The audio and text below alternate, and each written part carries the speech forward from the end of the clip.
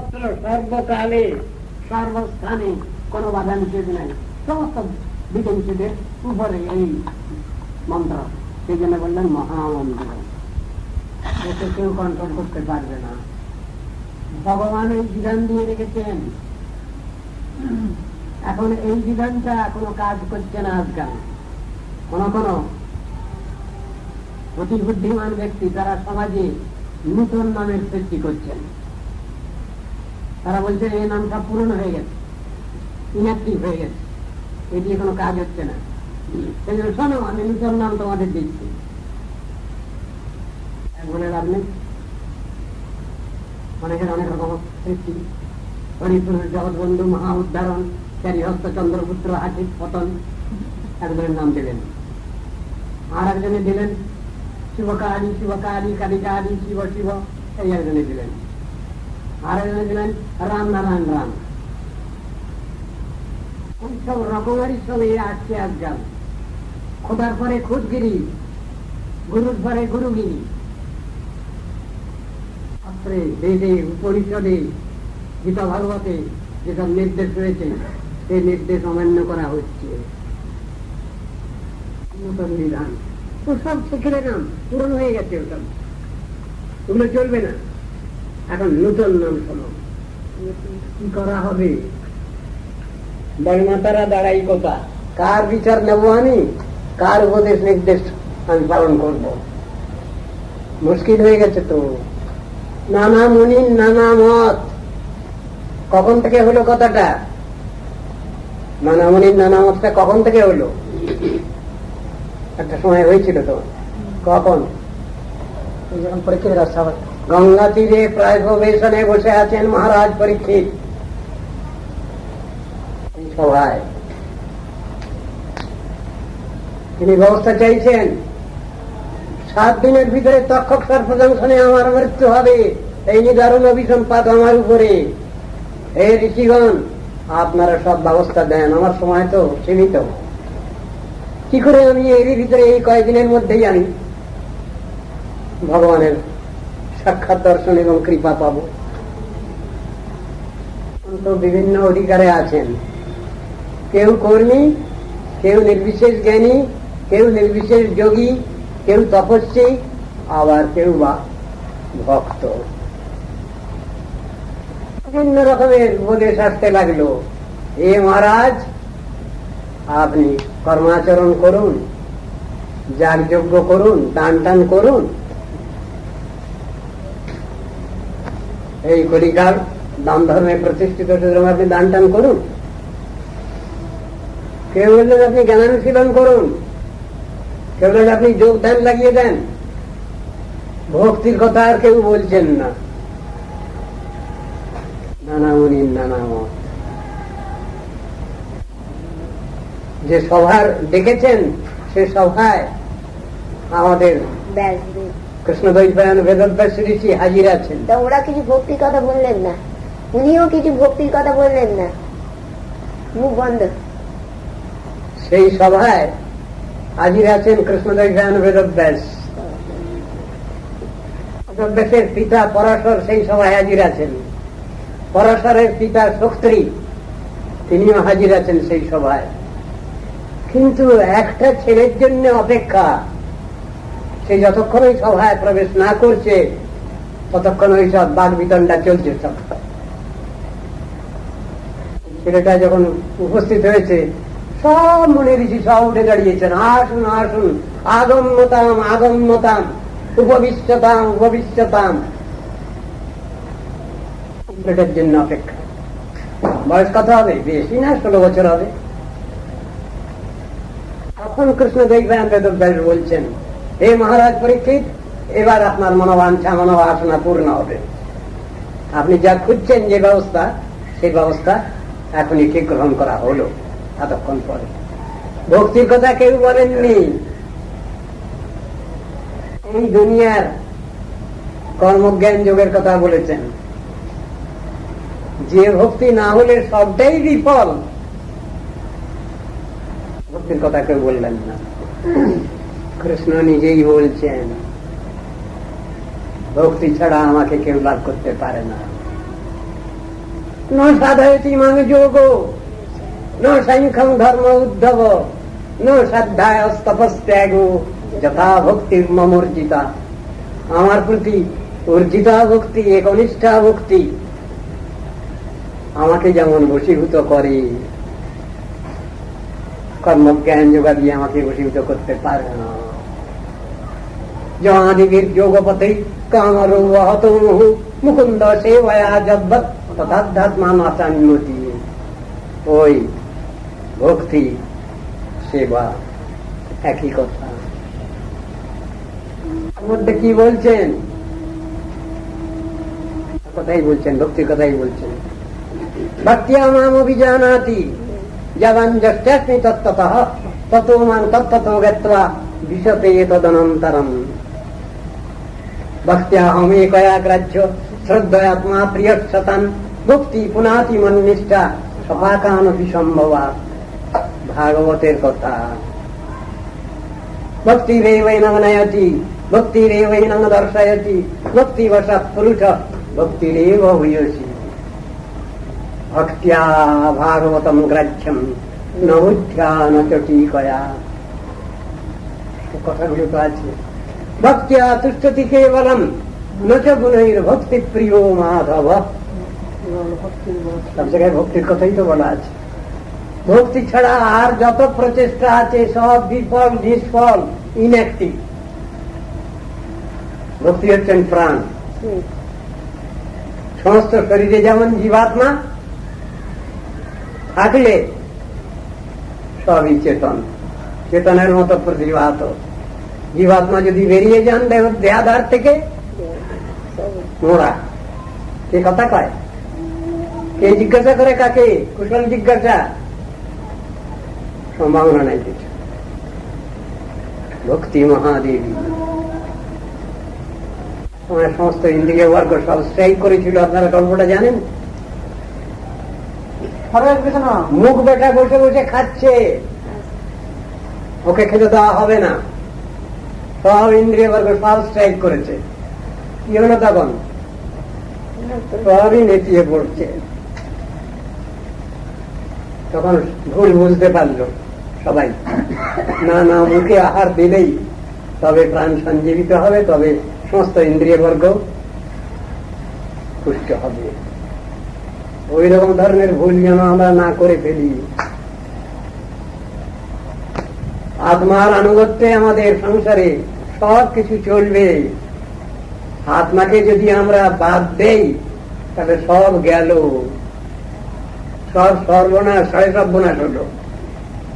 আত্মা রথিনাং বিদ্ধি শরীরং রথমেব তু বুদ্ধিং তু সারথিং বিদ্ধি মনঃ প্রগ্রহমেব চ। উপনিষদের বাণী শ্লোক। আত্মাকে রথি জানতে হবে। এটা হলো রথ। বুদ্ধিকে সারথি বলতে হবে, সারথি জানতে হবে। প্রগ্রহ মানে লাগাম। বেগবান অশ্বগুলো হলো ইন্দ্রিয় বৃত্তি। ঠিক মতো রথ না চালানো হয় সব উল্টে দেবে। আত্মার আনুগত্য করলে পরে সে কোনো ভুল করবে না, ভুল পথে চলবে না, নির্দেশে ডিকটেশনে চলবে, ডিরেকশনে চলবে। এই কথাগুলো বলতে গেলে না বুঝলে তো চলবে না, সব বুঝতে হবে। উদাহরণ দিয়ে দিয়েই শাস্ত্রে বুঝানো আছে। অগ্নি মূর্ধা চক্ষুষী চন্দ্র সূর্য দিশস্ত্রে দশদিক দক বিবৃতাশ্চ বেদা বায়ু প্রাণ হৃদয়ন বিশ্বমস্য পদ্ব্যাং পৃথিবীধ্যেশ সর্বভূতান্তরাত্মা। বেদের বাণী, উপনিষদের কথা সব উদাহরণ দিয়ে দিয়ে বুঝানো হয়েছে। ভুলে যাচ্ছি কেন আমরা? হরে কৃষ্ণ, হরে কৃষ্ণ। কৃষ্ণ না, তুই না, তোমার কাগজ সম্পত্তি।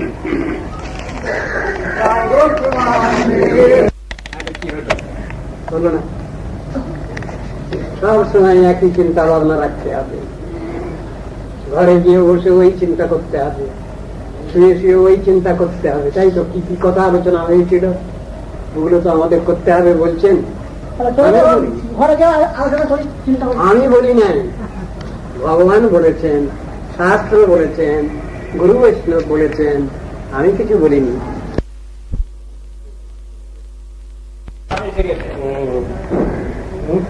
মুক্তি হয়ে গেছে না, ওইসব ন্যাসের মতো ওটা ন্যাস রয়েছে, হনুমানজির মতো মনে হচ্ছে। নাই তা নয়, সে কথা নয়, ঠিক আছে।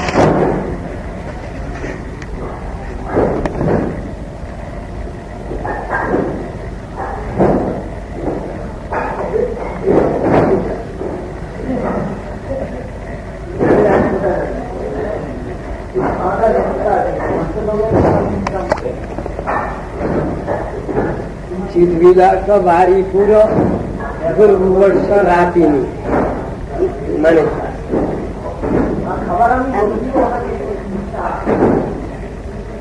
হয়তো শুনবার জন্য চিৎবিলাস বাড়ি পুরো দুর্বর্ষ রাতিনি। চিৎবিলাস শব্দের অর্থ কি? আর বাড়ি পুরো বলছেন, আবার ভূর্ভুবর্ষ রাপিনী বলছেন। এখানে ভূর্ভুবর্ষ মানে আলোচনার কথাটা তো বলা হচ্ছে সূর্যপুত্রী যমুনা দেবীর জন্য। যমুনা দেবীর বিশেষণটাকেই বলা হচ্ছে চিৎবিলাস বাড়ি পুরো ভূর্ভুবর্ষ রাপিনী। চিৎবিলাস শব্দের তার অর্থ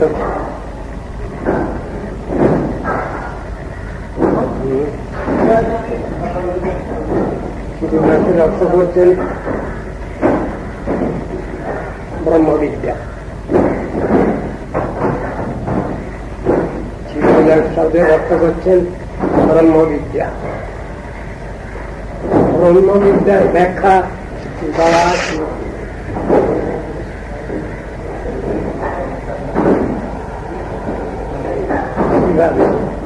আমনায় শ্রুতয়া ব্রহ্মবিদ্যেতি বিস্মৃতা গুরু পরম্পরা প্রাপ্ত বিশ্ব কর্তুরি ব্রহ্মণ।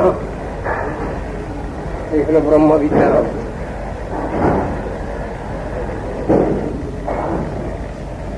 কৃষ্ণ থেকে আরম্ভ করে, ব্রহ্মা থেকে আরম্ভ করে যে আমনায় বাক্য, শ্রুতি পরম্পরা প্রাপ্ত যে বেদ সংহিতা বাণী, তাকে বলা হয়েছে চিৎবিলাস।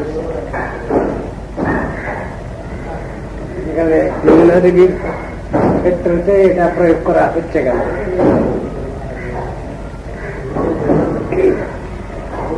চিৎবিলাস বাড়ি পুরো মানে ব্রহ্মবিদ্যা নামনি যে ধারা,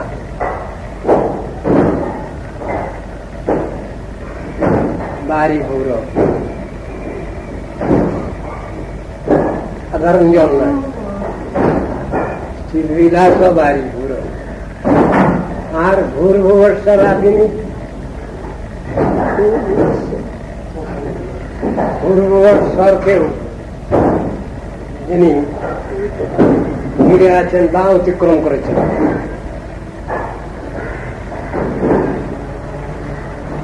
সপ্ত সিন্ধু ভেদিনী, তো ভয়ঙ্কর কথা, সপ্ত সিন্ধুকে ভেদ করছেন তিনি। জড় জগতে যে সপ্ত সিন্ধু আছে সেই সপ্ত সিন্ধু তো বটেই, আবার অপ্রাকৃত জগতে যে সিন্ধু আছে সেই সিন্ধুকে ভেদ করছেন তিনি। সপ্ত সিন্ধু ভেদিনী যমুনাকে।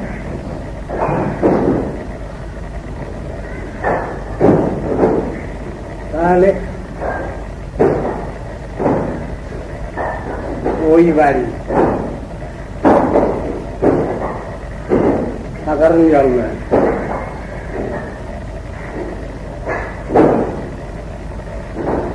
গঙ্গা দেবী বড়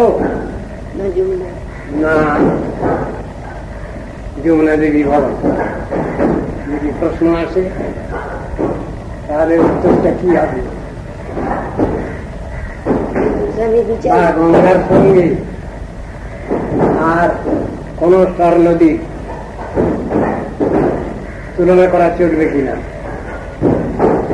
আমরা যখন তীর্থ আহ্বান করি মন্ত্র, সেখানে আমরা মন্ত্রটা বলি কি? ওম গঙ্গে চ যমুনে যমুনে চৈব গোদাবরী সরস্বতী নর্মদে সিন্ধু কাবেরী জলেস্মিন সন্নিধিং কুরু। এই বলি। আগে ওখানে বলা হয়েছে গঙ্গা, গঙ্গে, তারপরে বলা হয়েছে যমুনা।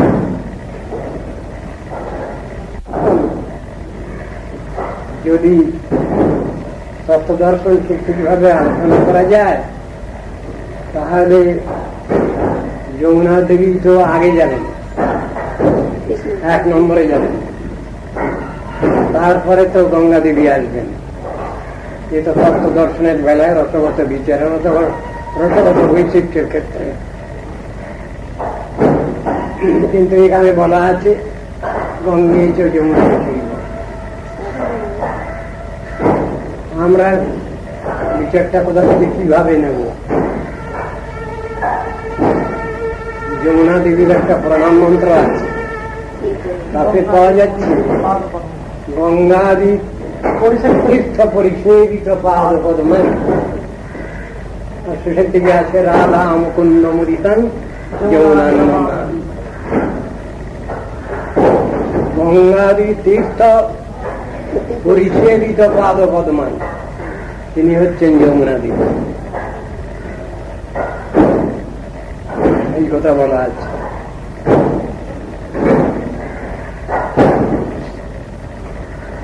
প্রাকৃত জগতে আমাদের যে কোনো বস্তুর সঙ্গে, যে কোনো একটা বস্তুর সঙ্গে তুলনা করা, ওইরূপ ভাবে উৎকৃষ্ট নিকৃষ্ট এই ভাব অপ্রাকৃত ভাবে সংযোজিত হতে পারে না। কেন? অপরাধ হয়, তত্ত্বের প্রতি অপরাধ হয়, তত্ত্ব দর্শনের প্রতি অপরাধ হয়ে যায়। সেই জন্য যদি কোনো রসগত বৈচিত্র্য থাকে তাহলে ওখানে বৈশিষ্ট্য শব্দই বলতে হবে, ভেদ বলা চলবে না। ভেদ বললে তত্ত্বের চরণে অপরাধ হয়ে যায়। যদি বলি মত বৈশিষ্ট্য তাহলে ঠিক থাকলো, যদি বলি মতভেদ তাহলে উল্টে গেল, যদি বলি মতান্তর তত্ত্ব দর্শনের সমালোচনা হয়ে গেল। এসব কথা শাস্ত্রে আমাদের এই এটিকেট আদব কায়দা শিষ্টাচার শিখিয়েছে।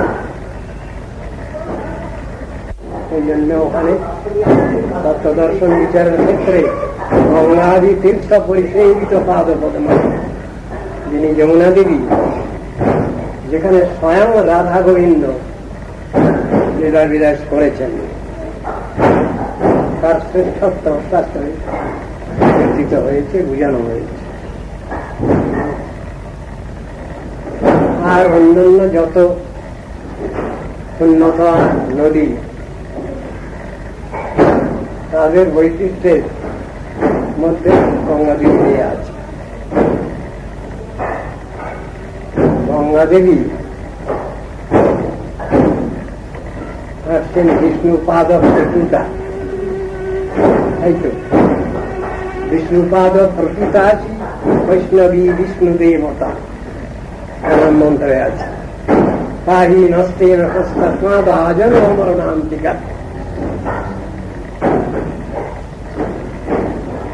তাহলে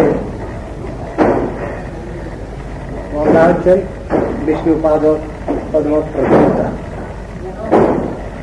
এক কথায় ভগবানের পা ধোয়া জল, সোজা কথা। সেই জল ধরে রেখেছিলেন ব্রহ্মা কমণ্ডলীতে। এইদিকে ভগীরথ ভয়ানক ক্লিষ্ট হয়ে দুঃখিত হয়ে তার সকল বংশকে উদ্ধার করবার জন্য তিনি প্রার্থনা করলেন। সেই জন্য সেই কমণ্ডলী জল ছেড়ে হল। তার বিধান করবেন কে? তখন দেওয়া হল শিব ঠাকুরকে, মহাদেবকে।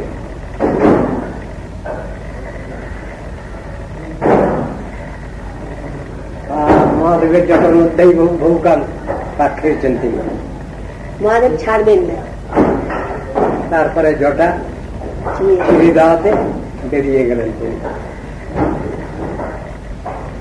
নামতে লাগলেন। নাম হল অলকনন্দা, তার নাম হল। পৃথিবীতে যখন এলেন তখন তার নাম হল গঙ্গা, সুরধনী, তার নামকরণ হয়েছে। ভগীরথ নিয়ে এসেছেন, তার নামানুসারে ভাগীরথী নাম হয়েছে। আবার জন্মমণি রাগ করে তারা কোষাকুষি ভাসিয়ে নিয়ে গিয়েছিলেন বলে তিনি আবার সব জল পান করে ফেলেছেন। এখন কি করেন? সেই জন্য তিনি আবার গুরু চিরে বের করলেন কন্যা রূপেতে। তার নাম হলো জাহ্নবী, নাম হলো গঙ্গার আর এক নাম হলো জাহ্নবী। তাহলে ভাগীরথী, ভগবতী, গঙ্গার ত্রিপথগামী। গঙ্গার তিনটে নাম সাধারণ, অলকনন্দা, এখানে ভাগীরথী। আর এই গঙ্গা দেবী যখন পাতালে প্রবেশ করেছেন তখন নাম হয়েছে ভগবতী, গঙ্গার ত্রিপথগামী। শাস্ত্রে বলা হয়েছে। তো মন্দাকিনী কখন নাম হলো? মন্দাকিনী, মন্দাকিনী গঙ্গার অপর নাম কি মন্দাকিনী আছে? মন্দাকিনী নাম আছে। কখন? ওই স্বর্গে, স্বর্গেতে মন্দাকিনী নাম আছে, অলকনন্দাও নাম আছে। কেদারনাথ দেখলে কেদারনাথ থেকে বেরিয়ে দিচ্ছে। মন্দাকিনী কেদারনাথ থেকে গেছে না? কেদারনাথ, বদ্রীনাথ থেকে অলকনন্দা, মন্দাকিনী আছে। কেদারনাথের পথে আছেন গঙ্গা দেবী, বিভিন্ন রকমের নাম আছে। মন্দাকিনী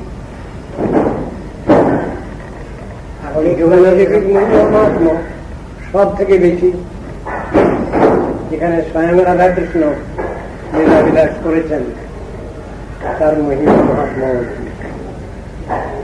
ওর জন্ম কোথা থেকে হল? কলিন্দ পাহাড়ে জন্ম হয়েছে, তাই না? কলিন্দ নন্দিনী মানে কালিন্দী। কালিন্দী হলো যমুনার নাম। কলিন্দ নন্দিনী, কালিন্দী নন্দিনী না, কলিন্দ নন্দিনী। কলিন্দ পাহাড় থেকে উনি জাত হয়েছেন, সেই জন্য কলিন্দ নন্দিনী নাম হয়েছে। বিপুল তরঙ্গা।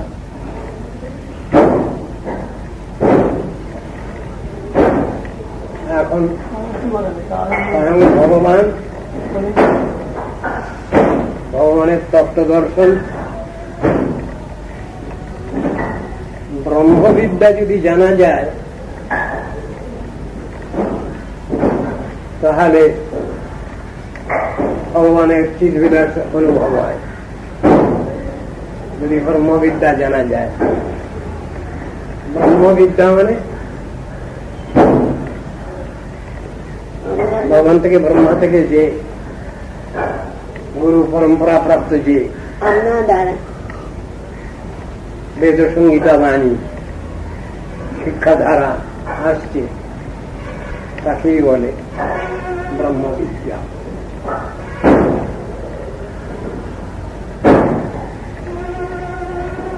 কথাগুলো তো একরকম আছে, শক্তি আছে। আমরা সবাই তো আর গঙ্গা দেবী যেখান থেকে আসছেন সেখানে যেতে পারছি না, পয়সা খরচ করেও অনেক সময় যাওয়া যায় না গঙ্গোত্তরী যমুনোত্তরী।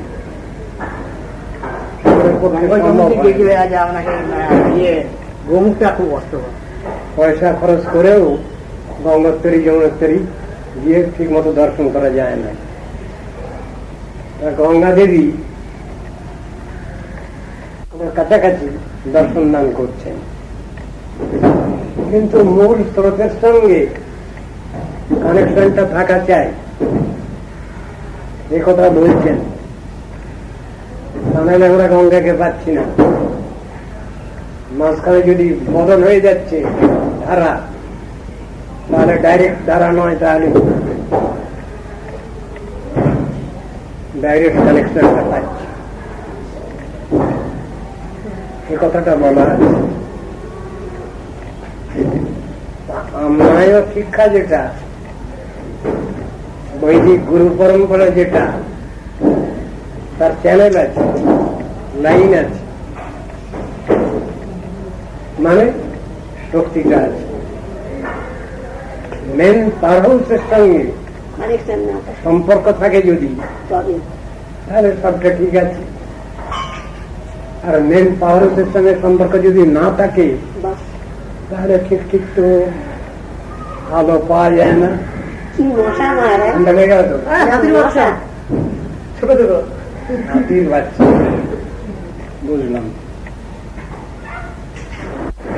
তাহলে পাপের সঙ্গে সম্পর্ক দিতে হবে, তাহলে আমার ঘরে আলো জ্বলে, ফ্যান চলে, রেফ্রিজারেটর কাজ করে, সবটাই ভালো।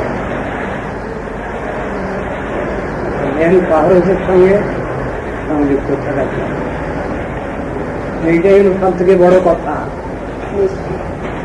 তাহলে আমরা যে গঙ্গাকে পাচ্ছি, আমাদের শুদ্ধ হওয়ার, পবিত্র হওয়ার ব্যবস্থাটা আছে।